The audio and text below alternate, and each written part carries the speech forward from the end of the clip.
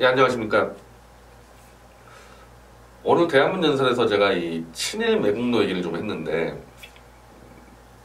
그걸 좀 상세히 좀 설명을 더 드릴게요. 지금 우리 당이 선거운동할 때 최대 장애가 뭐냐면은, 이 보수파리들, 홍준표 캠프가 아니에요. 자유한국당이나 홍준표 캠프가 그러고 있는 게 아니고, 뒤늦게 거기 줄서로 들어간 태극기 파리, 노비들, 이자들이 그냥 카톡이나 페이스북에 너무나 많은 허위 음해 거짓을 풀어놔서 그거 정리하는 게 너무 지금 일손에 이제 부족한 상태입니다. 그리고 우리 당원들조차도 이게 맞냐? 조원진이 어제 문재인 지지 선언한 게 맞냐?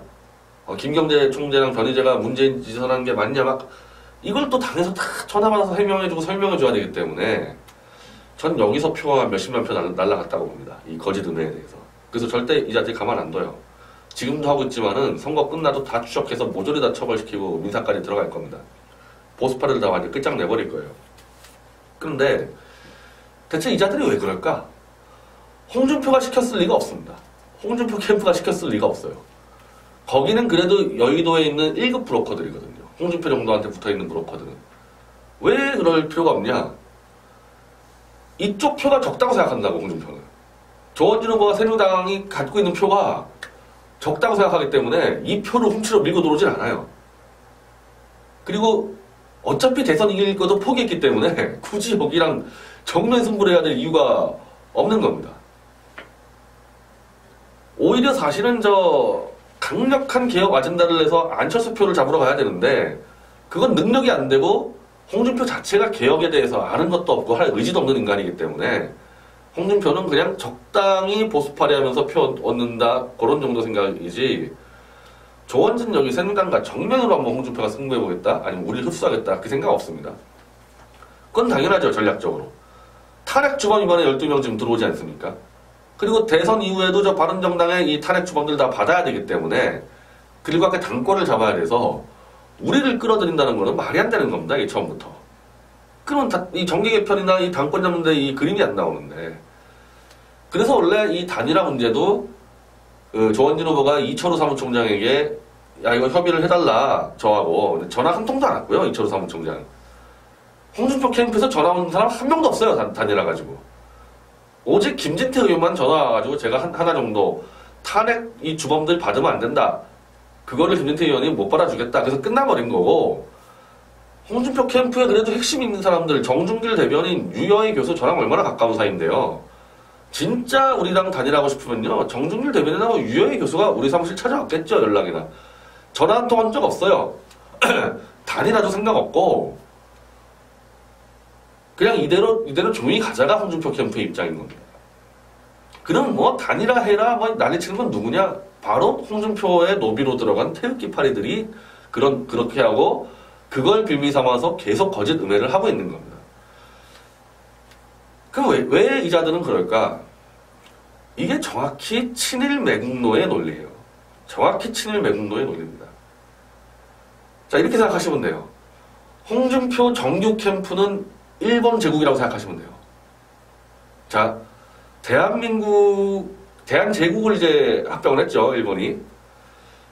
그럼 일본 제국에 있던 사람들이 대한민국에 들어와서 이토 히로부미가 이제 총통이 되고 이완용이 이제 파트너 돼가지고 통치를 시작합니다.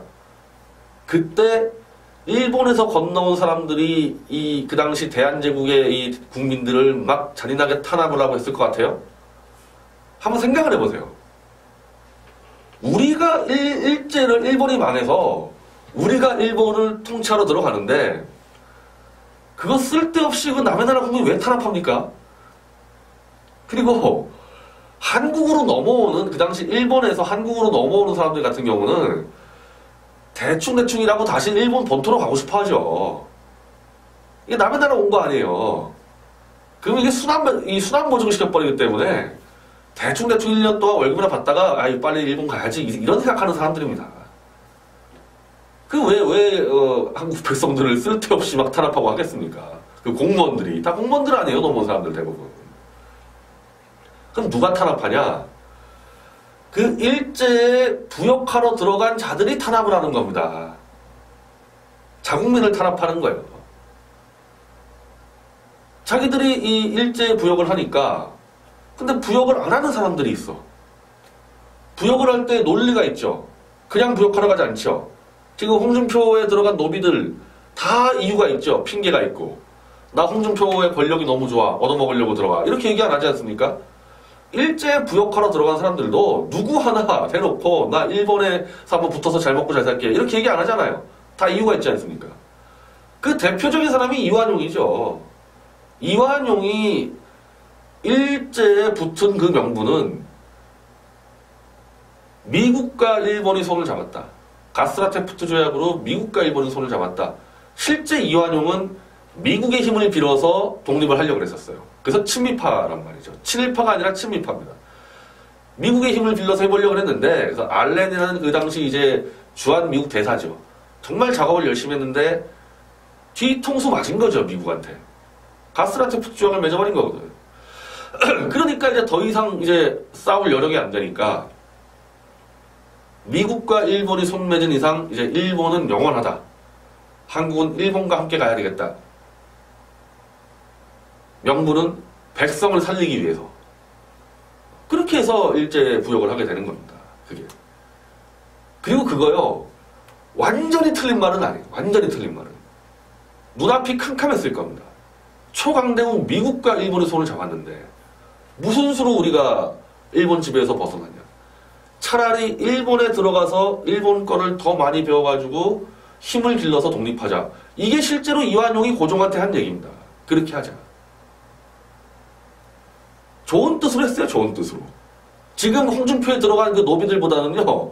훨씬 더 순수하고 좋은 뜻 가지고 했습니다. 근데 이제 하다 보니까 그게 되냐 이거죠.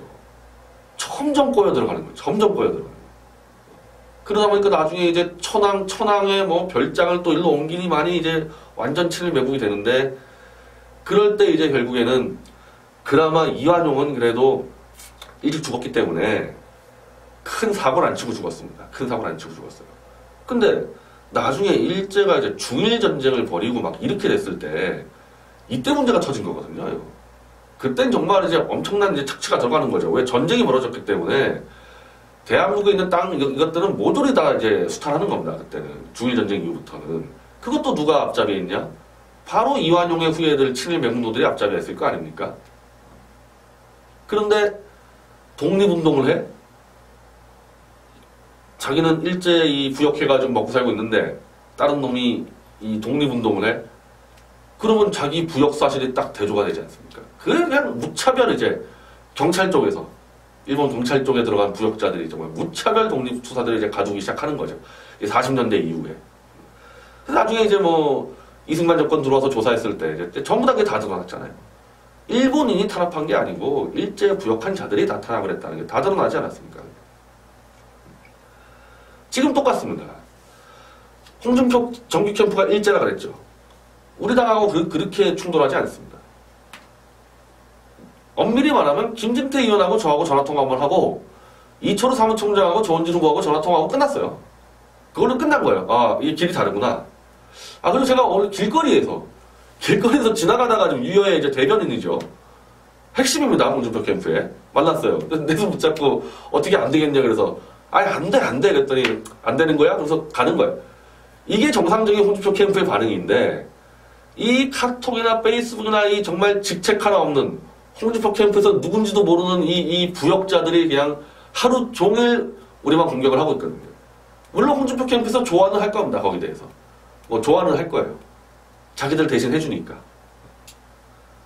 그러면 그 자들의 심리는 그거예요. 같이 태극기 들었는데 끝까지 탄핵 진실 밝히겠다고 모여서 싸우고 있어요. 우리 같은 사람들은. 자기들은 이미 홍준표 캠프에 들어가서 이제 권성동이 장제원 다 같이 어울려 다녀야 됩니다. 나경원하고. 우리 쪽도 이제 얘기를 하죠. 이제 배신자라고 얘기하고 할 말이 없으니까 우리가 뭐 보수 뭐 단결을 해친다 이제 온갖 거짓 음해들을 퍼붓고 있는 겁니다. 그렇게 되는 거예요. 이게. 자, 근데 그러면은 5월 9일 이후에 어떻게 되는 거냐? 5월 9일 이후에 5월 9일이 정확하게 일제가 패망하는 8.15예요. 쉽게 얘기하면은 지금 사기 쳐놨잖아요. 홍준표가 이길 수 있다. 사기 쳐놨잖아요. 8월 15일 전까지 그 당시 이제 대한제국, 뭐 조선이라 그래야 되나? 뭐라 그래야 되나? 하여튼 거기서요 다 일제가 이 2차 세계대전을 이긴다고 다 생각하고 있었습니다. 8월 15일 해방 전까지 다 그렇게 알고 있었어요. 그 사기친 거 아닙니까? 전부 다 이 친일 매국노들이 다. 지금 그 짓 하는 겁니다. 이 태극기 파리 노비들이. 홍준표가 이길 수 있다 다 사기쳐놨는데 5월 9일날 딱 깨보면 문재인하고가 문제가 아니라 이거 생각보다 안철수한테도 안 되는 수가 있어요. 지금 전남이나 광주 이 투표를 보면요. 이게 장난이 아닌데 안철수 표 지금 살아있는 겁니다. 딱 그게 벌어졌을 때 어떤 일이 벌어질까? 홍준표 그쪽은 상관없어. 그쪽은 이제 어차피 목표가 이 탄핵 세력 받아가지고 당권 잡고 자기는 무죄 받으면 되니까 문재인한테 안 지키고 그럼 그대로 갈 거 아닙니까? 홍준표는 잠수 타가지고 뒤에서 당권 조정할 거고 그럼 뭐 친박들은 또 친박들은 자기를 또 대우 만들어가지고 뭐 한따까리 하든지 야부를 하든지 할 거고 그렇게 할 거 아니에요? 이자들은 어떻게 할 겁니까? 이 태극기 노비들은 도대체. 제가 볼 때 저 당이요. 전당대회 들어가든 안 들어가든 탄핵 세력이 결국 저 당을 잡게 될 것 같은데 특별한 일이 없으면 탄핵 세력이 딱 잡게 됐을 때 이 태극기 노비들 이거 어떻게 처리할 것 같아요? 이거 어떻게 되는 겁니까? 한마디로 다시 김무성이 이제 당을 잡았을 때 하태경 다 장제원 양옆에 끌고 홍준표 뭐 정진석 나경원 이거 어떻게 되는 거예요, 이 사람들, 이 노비들. 어떻게 되면 어떻게 됩니까? 바로 토사구팽이죠. 토사구팽이지, 당연히. 그냥 끝나는 거예요. 끝나는 거. 지금처럼 충성한 거 보상 하나도 못 받습니다. 그럼 우리 쪽 어떻게 되느냐? 오늘 뭐 제가 지금 잠깐 들어와서 방송 보니까 홍준표의 그 서울역 그 태극기 집회, 그거 뚝기죠. 홍준표가 웬 태극기 집회랍니까? 거기 있던 사람들이 실망하고 지금 다시 대한문으로 오고 있다. 그래서 우린 뭐 다 받아준다 그러는데 일반 사람들이야 상관이 없죠. 일반 사람들이야 상관이 없는데 아주 악랄하게 아예 작정하고 홍준표에게 충성심 보이려고 조원진 후보를 거짓 은혜한 자들은 이미 우리가 다 캡쳐놨기 때문에 선거법으로 다 처벌을 시키고 민사까지 갈 겁니다. 그걸로 안 끝내죠. 다시는 발 못 붙이게 다시는 어디든 이 정치 사회 운동 쪽에 발 못 붙이게 모든 이 자들의 잘못을 다 공개할 거고 아예 차단을 시켜버릴 겁니다. 자유한국당 글쎄요. 자유한국당 내에서 아마 우리 당하고 정책적인 문제로 여러 가지 공조가 가능할 거예요. 방통심의 개혁이나 특검법들 문재인 아들 특검이라든지 해수부 유착 특검이라든지 굉장히 좀 활발하게 교류하게 될 겁니다. 자유한국당하고 우리하고 정책 부분에 대해서는. 그 과정에서 이 보수파리 태극기 애들 다 자유한국당 내에서도 쫓아내라고 얘기를 해야죠. 저런 것들을 어디다 써먹을 데 있겠냐. 저런 것들 데리고 무슨 표를 넣냐. 이제 젊은 층이 사전투표제로 인해가지고 대거 투표장 나가는데 저런 권력에만 줄 서는 해바라기들 데리고 무슨 선거를 치르냐.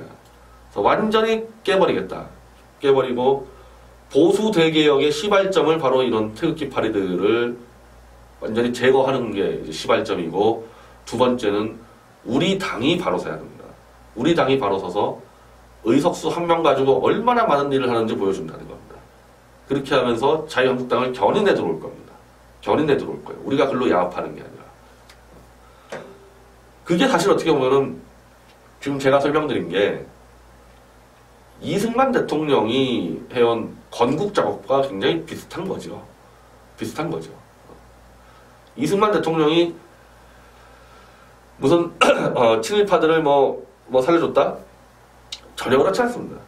이승만 건국내국에 전체가 독립운동가였어요. 이승만 건국내국 전체가 독립운동가입니다. 바닥에서 일하는 경찰 밑에 애들 정도만 친일파 썼죠. 그것도 이승만 대통령이 한 게 아니라 조병옥 경무부장이 쓴 거예요. 본인이 직접 수사를 해야 되는데 일손이 없으니까. 이승만 대통령은 그거 철저하게 했습니다. 철저하게 했어요. 친일 부역했던 자들 다 잡아버린 겁니다. 사실상. 근데 지금 무슨 응징의 문제가 아니라 이번 선거에서 보수 기회주의자에 대한 심판, 탄핵을 주도한 주범들에 대한 심판, 두 번째는 그 세력과 야합한 홍준표라는 상징적 기회주의자라는 이 의미에서의 심판. 이 심판의 결과로 결국 홍준표에 야합한 태극기 파리들은 다 괴멸당할 거다. 그리고 그게 보수 개혁의 시작이 될 거다. 그걸 설명드리는 겁니다. 감사합니다.